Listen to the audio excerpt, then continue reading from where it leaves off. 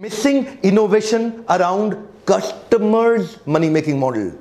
सारे जितने व्यापारी हैं पहले अपने मनी मेकिंग मॉडल को कैलकुलेट करते हैं, ये नहीं देखते कि उनका कस्टमर का मनी मेकिंग मॉडल क्या होने वाला है। मेरे कस्टमर को एग्जैक्टली सफलता कहां से मिलेगी, मेरे को सफलता कहां से मिलेगी, ये सब कैलकुलेट कर रहे हैं। लेकिन जब तक कस्टमर की सफलता कैसे होगी, उसकी प्रॉफिटेबिलिटी, उसकी लिक्विडिटी, उसकी ग्रोथ, उसकी प्रोडक्टिविटी, उसका ग्रॉस मार्जिन, उसका रेवेन्यू, उसका inventory turnover, cash flow, brand equity, उसका कस्टमर एक्विजिशन और रिटेंशन, और उसकी वेलोसिटी, स्पीड ऑफ ट्रांजैक्शन, किस प्रकार मेरे कस्टमर अपने मनी को लेके ग्रो करते हैं, किस प्रकार मेरे कस्टमर का मनी मेकिंग मॉडल और रिकरिंग रेवेन्यू मॉडल ग्रो करता है। जिस दिन वो समझ में आएगा तो कस्टमर की नीड से मेरी ग्रीड पूरी होगी। पहला पॉइंट, इनोवेशन कैसे आता है, what problem are you solving in your customers life which he cannot solve on his own। Innovation किधर होगा, कस्टमर की नीड पे होगा, ये पहला पॉइंट है।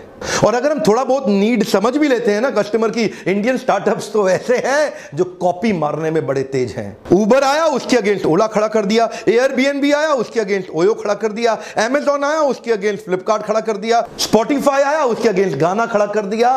अगर कस्टमर की नीड को समझने की कोशिश भी कर रहे हैं तो वो भी सीधा सीधा अमेरिकन स्टार्टअप्स को एकदम कॉपी मारने की इंडिया में कोशिश कर रहे हैं।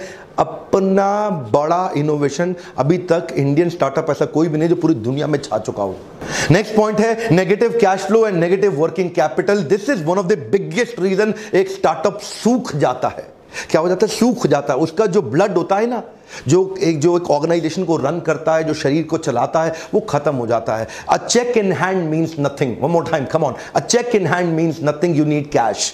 प्रॉफिट इंपॉर्टेंट है, कैश भी इंपॉर्टेंट है, आपको दोनों चाहिए, दोनों अलग अलग चीजें हैं। आपके बुक्स ऑफ अकाउंट में हो सकता है प्रॉफिट आ रहा हो, लेकिन आपकी कैश की पेमेंट डिले होती जा रही है, डिले होती जा रही है। कस्टमर से, मार्केट से पैसा वापस रिकवरी नहीं हो रही, रिकवरेबल स्लो हो गई, उसको बोलते हैं नेगेटिव कैश फ्लो। हो सकता है बुक्स ऑफ अकाउंट में, आपकी इनवॉइसेस में आपके पास में मार्जिन हो, लेकिन धंधे में कैश रनिंग बिजनेस के लिए वर्किंग कैपिटल चाहिए होता है। फिर आप बार बार फंडिंग एजेंसी ढूंढते हैं, फंडिंग एजेंसी ढूंढते हैं, और कहीं पे फंडिंग एजेंसी एक लेवल के आने के बाद वो आपको फंड देना बंद कर देती है। वो negative cash flow one of the biggest reason हमारे स्टार्टअप्स को बर्बाद करने के लिए। कुछ इंडियन स्टार्टअप जो अभी पीछे बंद हुए, one of the most funded startups जो बंद हुए, उनके मैं नाम बताता हूं आपको, जैसे कि askme.com, auto Raja, talent pad, Fashionara, auto on cab, frankly me, ये सारे अच्छे बड़े फंडेड स्टार्टअप्स थे, खत्म हो गए। पॉजिटिव कैश फ्लो बना के रखिए। जो माल बेच रहे हैं कोशिश करिए पेमेंट एडवांस में या टाइम पे ले सकें। तीसरा पॉइंट है एक्सपेंशन विद नेगेटिव मार्जिन। पिछला वाला था कैश फ्लो के बारे में, यह है मार्जिन के बारे में।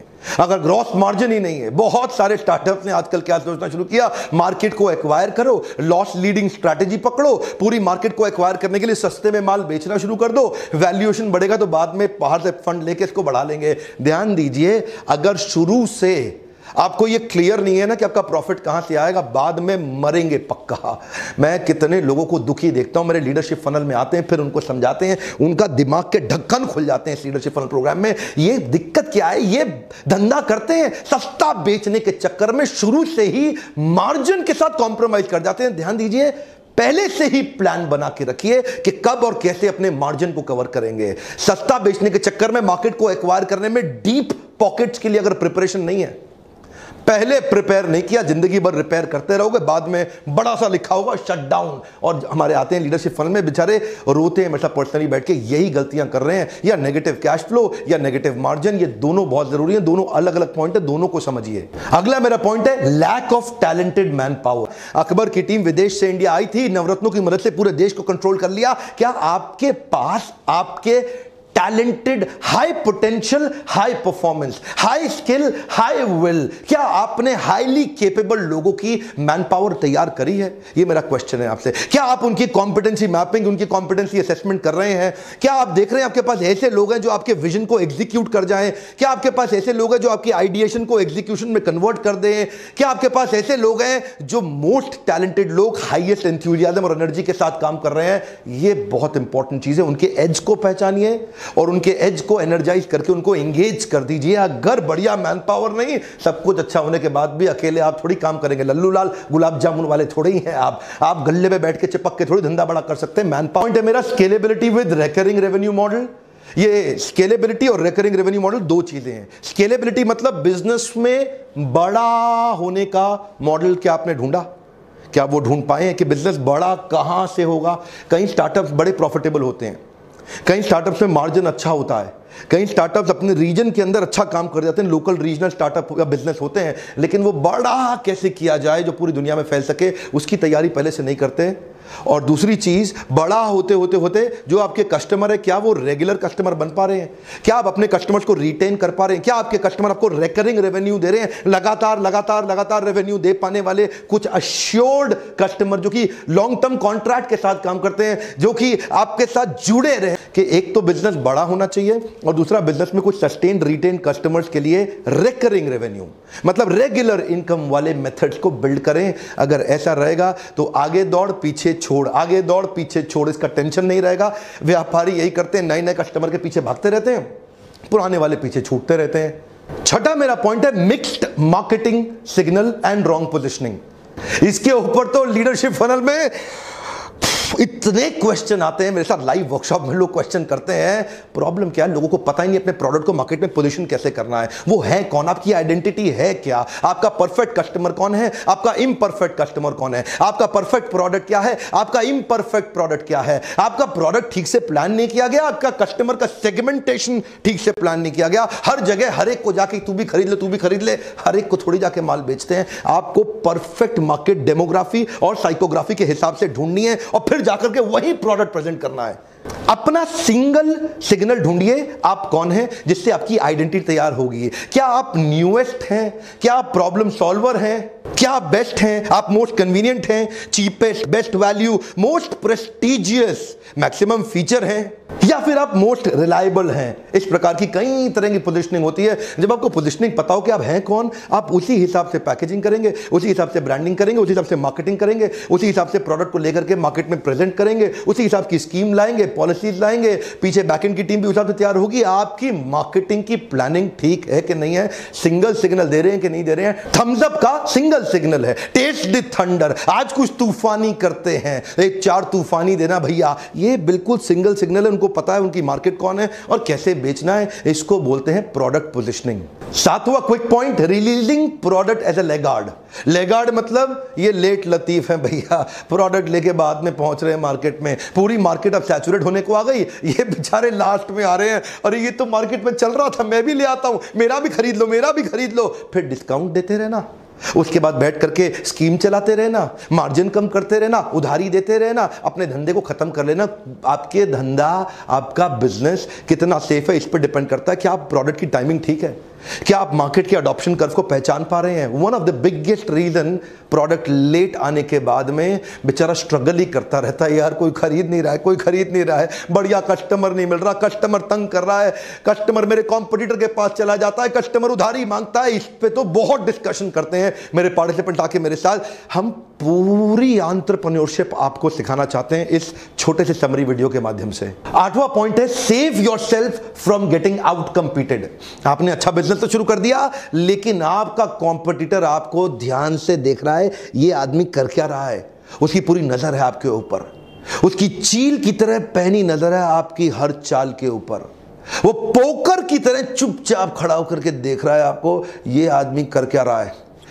Intellectual property right, patent and licensing या प्रोप्राइटरी टेक्नोलॉजी, आप कुछ ऐसी प्लानिंग करके चलिए जो फिर आपके कॉम्पिटिटर के पास राज खुलने नहीं चाहिए। कोशिश करिए अपनी ब्रांड इक्विटी अच्छी करने की, या फिर सोर्सिंग अपने माल की इतना सस्ता खरीद लीजिए, इकोनॉमीज ऑफ स्केल बिल्ड करके इतना सस्ती परचेजिंग कहीं से उठा ला जाए तो कॉम्पिटिटर बेचारा सोच ही ना पाए, यार ये माल इतना सस्ता बेच कैसे रहा है, उसको पता ही ना लगे। कई तरीके हैं, आपको ये नाव में सारे बैठे हैं और ये एक आगे निकल गया और बीच में बैरियर खड़ा कर दिया, रेड ओशन से ब्लू ओशन। क्या आप अपने बिजनेस के अंदर शुरू से एंट्री बैरियर की प्लानिंग करके चले हैं? ध्यान देना, जो 10 पॉइंट्स बता रहा हूं ना, इनमें से किस किस में आप वीक हैं वो लास्ट में आपको प्लान करना होगा। दोबारा से वीडियो को सुनिएगा, 2 3 5 4 5 6 7 8 बार इस वीडियो को सुनिए, ताकि आप ये समझ सकें कि इन 10 में से कौन से पॉइंट्स में आप कमजोर हैं। अच्छा बिजनेस करने के बावजूद भी कई बार डर इस बात का होता है कि कंपटीशन, आपको कहीं बड़ा सा कंपटीटर आके आपको बाद में खा ना जाए। 9वां पॉइंट बड़ा आउटस्टैंडिंग है, missing the process of converting feedback into a feed forward. Customer आपको फीडबैक देता है, आप उसको फीड फॉरवर्ड में कन्वर्ट नहीं करते। कस्टमर आपको अपने एग्जिस्टिंग प्रोडक्ट के साथ परेशानियां बताता है, आप सोचते हो यार ये डिस्काउंट मांग रहा है इसलिए कर रहा है। सिग्नल दे रहा है कस्टमर, क्या दे रहा है? Signal. Complain is a gift, catch it. Come on, complain is a gift, catch it. Complain को कैच करिए, देखिए वो सिग्नल होता है। He wants to be with you but only thing that he is expecting is यार थोड़ा सा अपने आप को बदल ले, मैं तेरे साथ रहना चाहता हूं। इसका मतलब उसके प्रोडक्ट में, आपके प्रोडक्ट में उसको कुछ तकलीफ आ रही है, कह रहा है थोड़ा सा चेंज ले आ, I want to be with you. That's called complain. Complain का मतलब क्या है? वो आपके साथ रहना चाहता है। अगर वो कंप्लेन नहीं कर रहा, वो बड़ा डेंजरस है भाई। कस्टमर आपको कंप्लेन ही ना करे, चुपचाप आपके कॉम्पिटिटर पे जाकर शिफ्ट हो जाए, आपको बिना बताए, वो ज्यादा डेंजरस है। कंप्लेनिंग कस्टमर बहुत बढ़िया होता है, कंप्लेनिंग कस्टमर को गले लगा लो, ये आपको बचा लेगा। Converting the feedback into feed forward, इसको बोलते हैं पिवॉट। बाउंस बैक करते हैं ना, पिवॉट, नया चेंज लाना। पहला प्रोडक्ट केवल ट्रायल के लिए होता है, एक बार और याद रखिएगा, पहला प्रोडक्ट केवल ट्रायल के लिए होता है। Your first product is never your final product. कई इंप्रूवमेंट साइकिल लाने पड़ते हैं, फीडबैक को फीड फॉरवर्ड में कन्वर्ट करिए, नहीं तो शुरुआत तो अच्छी हो सकती है, बाद में उड़ जाएंगे। 10वां amazing point, business model of building complete ecosystem. Business model of building complete ecosystem. ये इकोसिस्टम कैसे है, क्या मतलब होता है इसका? इसका मतलब है जीव जीवस्य जीवनम। एक जीव अपने जीवन के लिए दूसरे जीव पर निर्भर होता है, एक जीव दूसरे जीव पर निर्भर है अपने जीवन के लिए, इसको बोलते हैं जीव जीवस्य जीवनम। ये एक वेब बन जाता है बिजनेस में। आइसोलेशन में, अकेले में ना करें काम, पूरी सोसाइटी कम्युनिटी के साथ मिलकर इकोसिस्टम तैयार करें। जैसे कि फेसबुक एक इकोसिस्टम है बहुत बड़ा, अगर फेसबुक चला गया ना दुनिया से, अचानक पूरी दुनिया में तहलका हो जाएगा। जैसे कि YouTube एक बड़ा इकोसिस्टम है, इसमें कितने हजारों लाखों करोड़ों लोग इन्वॉल्व हो चुके हैं YouTube के अंदर। YouTube को बनाने और कंज्यूम करने दोनों में बहुत बड़ा इन्वॉल्वमेंट है। पेटीएम हमारे देश में आने वाला एक और बहुत बड़ा इकोसिस्टम होगा।